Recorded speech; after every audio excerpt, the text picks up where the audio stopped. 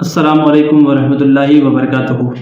بسم اللہ الرحمن الرحیم۔ اللہ کے نام سے شروع جو نہایت رحمان، نہایت مہربان اور رحمت والا ہے، اور درود و سلام ہو نبی آخر الزماں صلی اللہ تعالیٰ علیہ وسلم کی بارگاہ اقدس میں۔ ناظرین کرام، آج اس 7ویں پروگرام میں ہم جو ہمارا ٹاپک چل رہا تھا کل حشر کا بیان، جس میں کل کا جو موضوع تھا وہ قیامت کی نشانیاں تھی۔ میں نے آپ کو قیامت کی نشانیوں کے بارے میں اختصار کے ساتھ آپ کے سامنے بیان کیا تھا۔ اب جب قیامت کی نشانیاں پوری ہوں گی، جس میں سے بعض نشانیاں تو تقریباً ہم دیکھ ہی رہے ہیں کہ پوری ہوتی جا رہی ہیں، چاہے وہ یہ ہو کہ ماں باپ کی نافرمانی ہو، یا ماں باپ سے علیحدگی ہو، یا دن اور مہینے اور سال چھوٹے ہوتے جا رہے ہیں، اور اس کے علاوہ مرد اپنی بیوی کا مطیع ہوتا جا رہا ہے۔ تو اس طریقے کی جو نشانیاں ہیں وہ ظاہر طور پر اب تو سب کے لوگوں پر، سب کے تجربے میں اگر آدمی دیکھنا چاہے اور جائزہ لینا چاہے تو دھیمے دھیمے وہ تمام تر پوری ہوتی جا رہی ہیں۔ اور جو بڑی نشانیاں ہیں کہ دجال کا خروج، اور اس کے بعد مہدی رضی اللہ تعالیٰ عنہ کا ظہور ہونا، اور عیسیٰ علیہ السلام کا نزول ہونا، یہ بڑی نشانیاں کچھ باقی ہیں۔ اور جب یہ باقی ہو جائے گی، جب یہ ظاہر ہو جائیں گی، یہ تمام نشانیاں پوری ہو جائیں گی، پھر اس کے بعد کا جو معاملہ ہوگا آج اس کے حوالے سے انشاءاللہ گفتگو کریں گے۔ فرماتے ہیں کہ پھر جب اللہ تعالیٰ چاہے گا تو اسرافیل کو زندہ فرمائے گا اور سور کو پیدا کرے گا۔ یہاں سے سمجھیے کہ ان چند نشانیاں جو بیان کی گئیں ان میں بعض تو واقع ہو چکی ہیں اور کچھ باقی ہیں۔ جب نشانیاں پوری ہو جائیں گی اور مسلمانوں کی بغلوں کے نیچے سے وہ خوشبودار ہوا گزرے گی، جس سے تمام مسلمان وفات پا جائیں گے، یعنی ایک خوشبودار ہوا گزاری جائے گی اور اس سے تمام مسلمان جو ہے نا وہ وفات پا جائیں گے، یعنی فنا ہو جائیں گے۔ اس کے بعد پھر 40 برس کا زمانہ ایسا گزرے گا کہ اس میں کسی کی اولاد نہ ہوگی، یعنی قیامت سے قبل جو 40 سال کا زمانہ ہوگا وہ ایسا ہوگا کہ جس میں کسی کی کوئی اولاد پیدا نہیں ہوگی، ٹھیک ہے، یعنی 40 برس سے کم عمر کا کوئی نہ رہے گا، اور دنیا میں کافر ہی کافر ہوں گے، اللہ کہنے والا کوئی نہ ہوگا، کوئی اپنے کاموں میں مشغول ہوگا، کوئی کھانا کھاتا ہوگا، کوئی کچھ کرتا ہوگا، غرض لوگ اپنے اپنے کاموں میں مشغول ہوں گے۔ کہ دفتن حضرت اسرافیل علیہ السلام کو سور پھونکنے کا حکم ہوگا۔ سور ایک کہہ سکتے ہیں کہ ایک جس طریقے کا آج کے دور میں اعلان وغیرہ کرنے کے لیے جو مائک ٹائپ کے ہوتے ہیں، اسی طریقے کا ایک سور ہوگا جس کی آواز سے تمام دنیا کے لوگ فنا ہو جائیں گے۔ یہ حضرت اسرافیل علیہ السلام اس کو پھونکیں گے، سور پھونکنے کا حکم ہوگا۔ شروع میں اس کی آواز بہت باریک ہوگی اور رفتہ بہت بلند ہو جائے گی، لوگ کان لگا کر اس کی آواز سنیں گے اور بے ہوش ہو کر گر پڑیں گے اور مر جائیں گے۔ آسمان، زمین، پہاڑ، یہاں تک کہ سور اور اسرافیل علیہ السلام اور تمام ملائکہ فنا ہو جائیں گے، یعنی جتنے بھی ملائکہ ہیں تمام تر فنا ہو جائیں گے۔ اس وقت اس واحد حقیقی کے سوا کوئی نہ ہوگا، تو اللہ فرمائے گا لمن الملک اليوم، آج کس کی بادشاہت ہے؟ جو دنیا میں جو اپنے مال کی بنیاد پر، جو اپنی دولت کی بنیاد پر، جو اپنی طاقت کی بنیاد پر دنیا کے اندر یہ دکھاتے تھے کہ ہم بہت عزت والے ہیں، ہم بہت عظمت والے ہیں اور ہماری تو توتی بولتی ہے، آج کون باقی ہے سوائے اللہ کے؟ اللہ خود فرمائے گا آج کس کی بادشاہت ہے؟ کہاں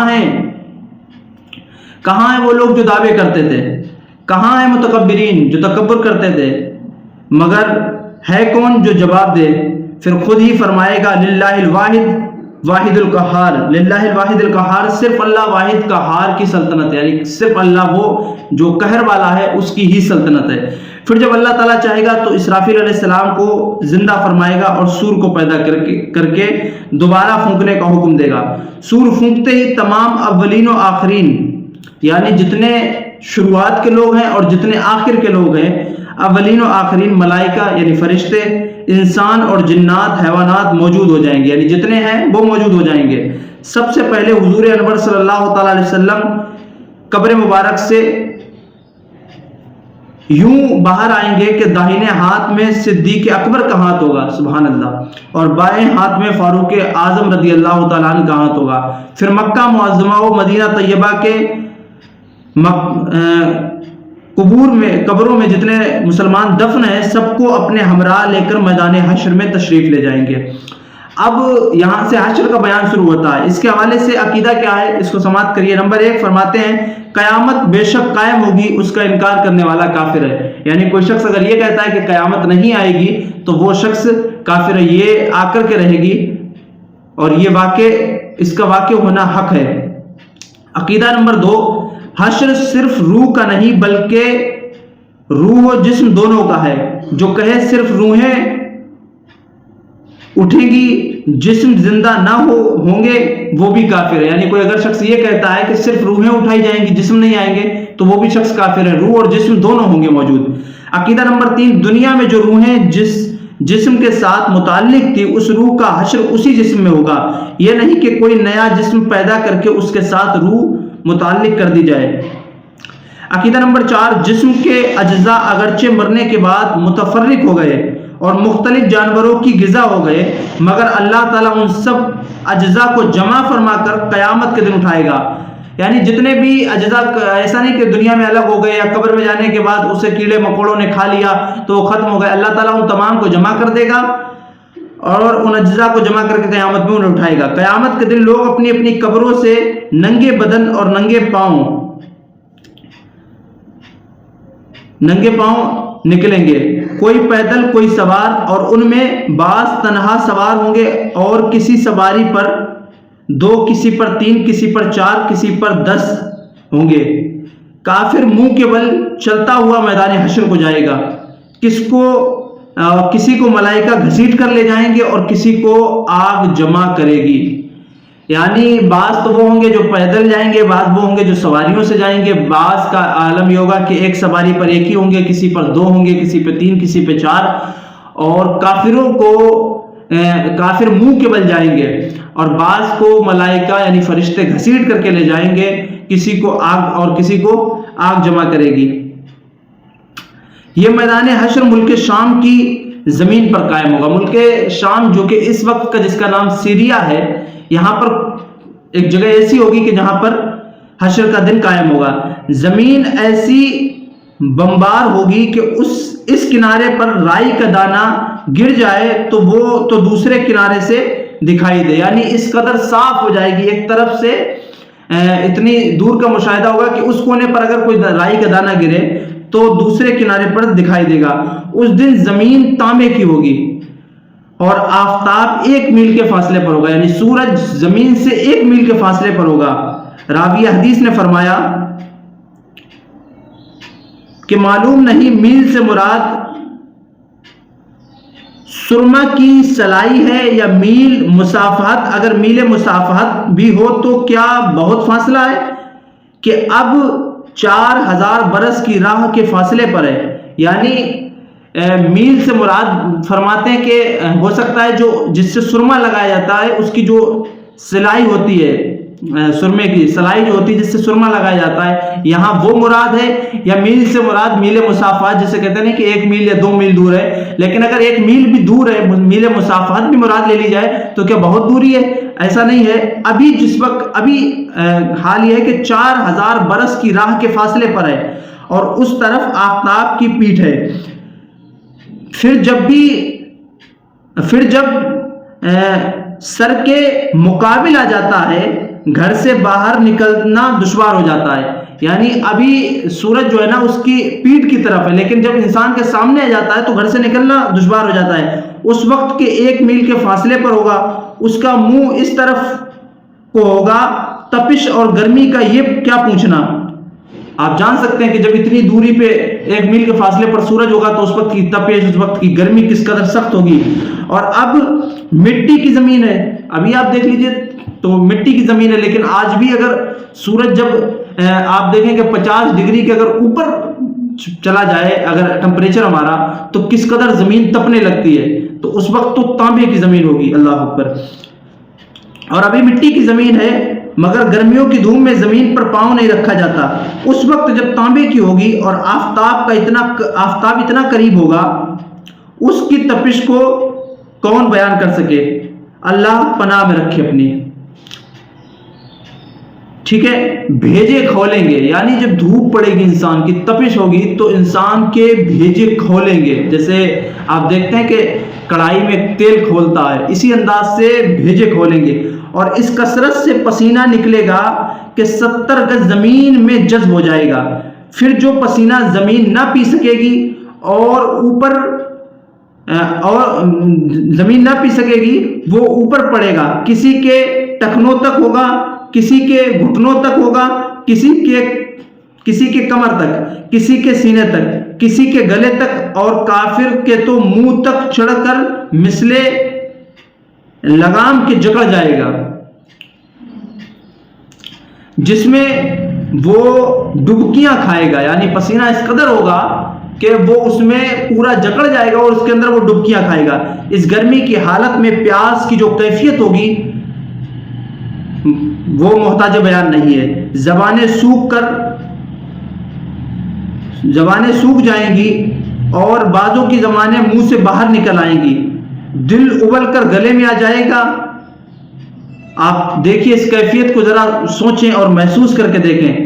جس نے چاندی سونے کی زکوٰۃ نہ دی ہوگی، اس مال کو خوب گرم کر کے اس کی کربٹ اور پیشانی اور پیٹھ پر داغ کریں گے۔ یعنی جو مال جو سونے چاندی کی زکوٰۃ نہیں نکالتا، اس مال کو گرم کر کے اس کی پیشانی پر، اس کی کربٹ پر، اس کی پیٹھ پر اس سے داغ کیے جائیں گے۔ جس نے جانوروں کی زکوٰۃ نہ دی ہوگی، اس کے جانور قیامت کے دن خوب تیار ہو کر آئیں گے اور اس شخص کو وہاں لٹائیں گے، اور وہ جانور اپنے سینگوں سے مارتے اور پاؤں سے رونتے اس پر گزریں گے۔ جب سب اسی طرح گزر جائیں گے، پھر ادھر سے واپس آ کر یوں ہی اس پر گزریں گے، اسی طرح کرتے رہیں گے یہاں تک کہ لوگوں کا حساب ختم ہو۔ تو آپ دیکھیے حشر کی ان کیفیات کو، دیکھیے حشر کے دن کی، اور ذرا محسوس کریے ان معاملات کو۔ اللہ کریم ہمیں ان سختیوں سے محفوظ رکھے، اللہ کریم اپنی پناہ میں رکھے۔ پھر باوجود ان مصیبتوں کے کوئی کسی کا پرسان حال نہ ہوگا، کوئی کسی کا پوچھنے والا نہیں ہوگا۔ بھائی سے بھائی بھاگے گا، ماں باپ اولاد سے پیچھا چھڑائیں گے، بیوی بچے لگ جان چھڑائیں گے، ہر ایک اپنی اپنی مصیبت میں گرفتار ہوگا، کون کس کا مددگار ہوگا۔ حضرت آدم علیہ السلام کو حکم ہوگا، اے آدم دوزخیوں کی جماعت الگ کرو۔ عرض کریں گے کتنے میں سے کتنے؟ ارشاد ہوگا ہر 1000 سے 999، یعنی ہر 1000 آدمی سے 999 لوگوں کو الگ کرنے کا حکم دیا جائے گا۔ ٹھیک ہے، یہ وہ وقت ہوگا کہ بچے مارے غم کے بوڑھے ہو جائیں گے، حمل والی کا حمل ساکت ہو جائے گا، لوگ ایسے دکھائی دیں گے کہ نشے میں ہوں، حالانکہ نشے میں نہ ہوں گے، لیکن اللہ کا عذاب بہت سخت ہے۔ غرض کس کی مصیبت کا بیان کیا جائے، 1 ہو، 2 ہو، 100 ہو، 1000 ہو، تو کوئی بیان بھی کرے، ہزارہا مصائب، اور وہ بھی ایسے شدید کہ اللہ کی پناہ۔ اور یہ سب تکلیفیں 2-4 گھنٹے یا 2-4 دن یا 2-4 ماہ کی نہیں، بلکہ قیامت کے دن کیا 50,000 برس کا ایک دن ہوگا قیامت کا دن۔ قریب آدھے کے گزر چکا ہے، قریب آدھے کا گزر چکا ہے، اور ابھی تک اہل محشر اسی حالت میں ہے۔ اب آپس میں مشورہ کریں گے کہ کوئی اپنا سفارشی ڈھونڈنا چاہیے۔ اب وہ سفارش کے لیے مشورہ کریں گے آپس میں کہ کوئی ایسا شخص ہو جو ہماری سفارش کرے، ہم کو ان مصیبتوں سے رہائی دلائے۔ ابھی تک تو یہی نہیں پتہ چلتا ہے کہ آخر کدھر کو جانا ہے۔ یہ بات مشورے سے قرار پائے گی کہ حضرت آدم علیہ السلام سب کے باپ ہیں، لہذا اللہ تعالیٰ نے ان کو اپنے دست قدرت سے بنایا ہے اور جنت میں رہنے کو جگہ دی اور مرتبہ نبوت سے سرفراز فرمایا۔ ان کی خدمت میں حاضر ہونا چاہیے، وہ ہم کو اس مصیبت سے نجات دلائیں گے۔ غرض یہ کہ وہ ان کے پاس حاضر ہوں گے اور عرض کریں گے، اے آدم آپ ابو البشر ہیں، یعنی انسانوں کے باپ ہیں۔ اللہ تعالیٰ نے آپ کو اپنے دست قدرت سے بنایا اور اپنی चुनी हुई रूह आप में डाली और मलाइका से आपको सजदा कराया और जन्नत में आपको रखा, तमाम चीज़ों के नाम आपको सिखाए, आपको सफ़ी कहा। आप देखते नहीं कि हम किस हालत में हैं, आप हमारी शफात कीजिए कि अल्लाह ताला हमें इससे निजात दे। फरमाएंगे मेरा ये मर्तबा नहीं, मुझे आज अपनी जान की फिक्र है। अल्लाह पर आप देखिए, एक नबी और वो भी अबुल बशर, जो कि तमाम मुसलमानों नहीं बल्कि तमाम इंसानों के बाप हैं और एक नबी हैं। अल्लाह ने इस कदर उन्हें मर्तबा दिया कि तमाम मलाइका को हुक्म दिया कि आदम को सजदा करो। वो कहेंगे मुझे अपनी जान की फिक्र है आज के दिन। आज अल्लाह ताला ने ऐसा गज़ब फरमाया है कि ना पहले कभी ऐसा गज़ब फरमाया, ना आइंदा फरमाए। तुम किसी और के पास जाओ। लोग अर्ज करेंगे आखिर किसके पास हम जाएं? फरमाएंगे नूह के पास जाओ। वो पहले रसूल हैं कि ज़मीन पर हिदायत के लिए भेजे गए। लोग उसी हालत में हज़रत नूह अलैहिस्सलाम की खिदमत में हाजिर होंगे और उनके फ़ज़ाइल बयान करके अर्ज़ करेंगे आप अपने रब के हुज़ूर हमारी शफात कीजिए कि वो हमारा फैसला कर दे। यहाँ से भी यही जवाब मिलेगा, मैं इस लायक नहीं, मुझे अपनी पड़ी है, तुम किसी और के पास जाओ। अर्ज करेंगे कि आप हमें किसके पास भेजते हैं? फरमाएंगे तुम इब्राहीम खलीलुल्लाह के पास जाओ कि उनको अल्लाह ताला ने मर्तबे खुल्लत से मुमताज फरमाया है। लोग यहाँ हाजिर होंगे, वो भी यही जवाब देंगे कि मैं इस काबिल नहीं, मुझे अपना अंदेशा है। मुख्तसर ये कि वो हज़रत मूसा अलैहिस्सलाम की खिदमत में भेजेंगे, वहाँ भी उन्हें वही जवाब मिलेगा। फिर मूसा अलैहिस्सलाम हज़रत ईसा अलैहिस्सलाम के पास भेजेंगे, वो भी यही फरमाएंगे कि मेरे करने का ये काम नहीं। आज मेरे रब ने वो गज़ब फरमाया कि ऐसा न कभी फरमाया न कभी फरमाए, मुझे अपनी जान का डर है, तुम किसी दूसरे के पास जाओ। लोग अर्ज करेंगे आप हमें किसके पास भेजते हैं? फरमाएंगे तुम उनके हुजूर हाजिर हो जिनके हाथ पर फतेह रखी गई, जो आज बेखौफ हैं, और वो तमाम औलाद आदम यानी मोहम्मद अरबी सल्लल्लाहु ताला अलैहि वसल्लम के पास जाओ।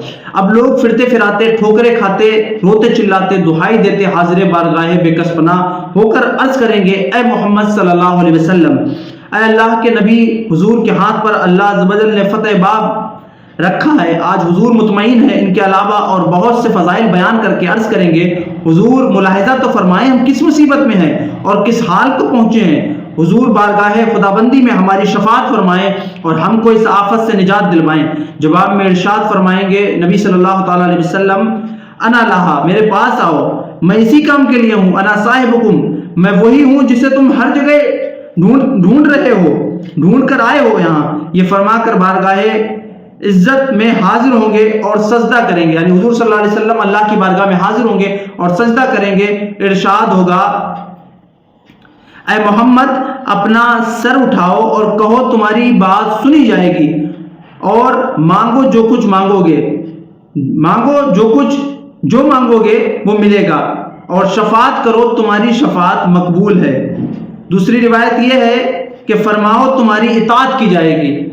आप देखिए अल्लाह ऊपर तमाम अंबिया इकराम जहाँ मना कर देंगे, वहाँ कोई अगर आसरा होगा, कोई अगर सहारा होगा तो फ़कत नबी आखिर ज़मा मोहम्मद मुस्तफ़ा सल्लल्लाहु ताला अलैहि वसल्लम का होगा।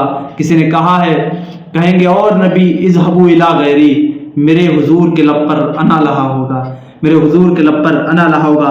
फिर तो शफात का सिलसिला शुरू हो जाएगा, यहाँ तक कि जिसके दिल में राई के दाने से कम भी ईमान होगा उसके लिए शफात फरमाकर उसे जहन्नम से निकालेंगे। यहाँ तक कि जो सच्चे दिल से मुसलमान हुआ, अगरचे उसके पास कोई नेक अमल नहीं है, उसे भी दोज़ख से निकालेंगे। लेकिन आप याद रखें कि ये उसके बाद होगा, उन 50 सालों के बाद, और उससे कबल वो कब्र की जिंदगी अलग है कि जिसमें तकलीफें और परेशानियां और दिक्कतें, तरह तरह के मसाइब झेलने पड़ेंगे। उसके बाद वो हश्र के दिन में जो हुजूर सल्लल्लाहु अलैहि वसल्लम शफात फरमाएंगे, ये वहां की बात चल रही है। शुरुआत की वो तकलीफें भी इंसान को झेलनी पड़ेंगी। अगर दुनिया से नेक अमाल करके नहीं गया है तो उन तकलीफों को पहले भी जहन में रखना पड़ेगा। नबी अलैहिस्सलातु वस्सलाम की शफात हक है, हुजूर शफात फरमाएंगे, और फरमाया गया यहाँ तक शफात करेंगे जिसके दिल में राई के दाने के बराबर भी ईमान होगा, उसे जहन्नम से निकालेंगे और जन्नत में भेज देंगे। अब तमाम अंबिया अपनी उम्मत की शफात फरमाएंगे یعنی اس کے بعد جب حضور صلی اللہ علیہ وسلم کو حکم مل جائے گا، اس کے بعد تمام انبیاء اپنی امت کی شفاعت فرمائیں گے، یہاں تک کہ اولیاء، شہداء، علماء، حفاظ، بلکہ ہر وہ شخص جس کو کوئی منصب دینی عنایت ہوا اپنے اپنے متعلقین کی شفاعت کرے گا۔ نابالغ بچے جو مر گئے ہیں اپنے ماں باپ کی شفاعت کریں گے، یہاں تک کہ علماء کے پاس کچھ لوگ آ کر عرض کریں گے ہم نے آپ کے وضو کے لیے فلاں وقت میں پانی بھر دیا تھا، کوئی کہے گا کہ میں نے آپ کو استنجے کے لیے ڈیلا دیا تھا، علماء ان تک کی شفاعت کریں گے۔ یہ عالموں کی بات ہو رہی ہے۔ عقیدہ نمبر 5، حساب حق ہے، اعمال کا حساب ہونے والا ہے۔ عقیدہ نمبر 6، حساب کا منکر کافر ہے کسی سے تو اس طرح حساب لیا جائے گا کہ خفیتاً اس سے پوچھا جائے گا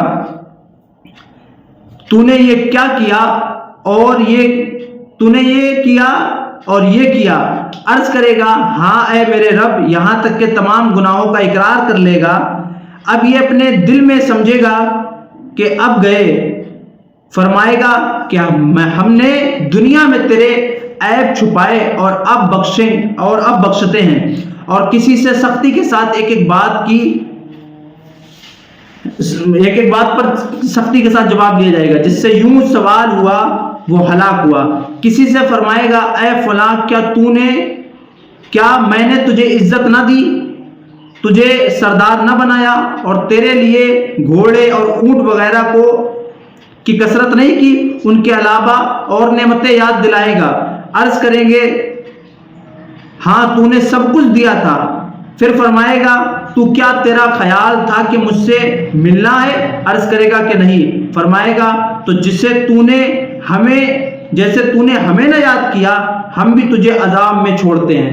یعنی جو شخص دنیا کے اندر اللہ نے ساری نعمتیں دی اور اس کے بعد بھی اللہ کو یاد نہیں کرتا، اللہ فرمائے گا جیسے تو نے مجھے یاد نہیں کیا ہم بھی تجھے عذاب میں چھوڑتے ہیں۔ بعض کافر ایسے بھی ہوں گے کہ جب نعمتیں یاد دلا کر فرمائے گا کہ تو نے کیا کیا، عرض کرے گا تجھ پر اور تیری کتاب اور تیرے رسولوں پر ایمان لایا، نماز پڑھی، روزے رکھے، صدقہ دیا، اور ان کے علاوہ وہ جہاں تک ہو سکے گا نیک کاموں کا ذکر کرے گا۔ ارشاد ہوگا تو اچھا تو ٹھہر جا، تجھ پر گواہ پیش کیے جائیں گے۔ یہ اپنے جی میں سوچے گا مجھ پر کون گواہی دے گا، اس وقت اس کے منہ پر مہر کر دی جائے گی اور اعضاء کو حکم ہوگا بول۔ اس وقت اس کی ران اور ہاتھ، پاؤں، گوشت اور اس کی ہڈیاں سب گواہی دیں گے کہ یہ تو ایسا تھا، وہ جہنم میں ڈال دیا جائے گا۔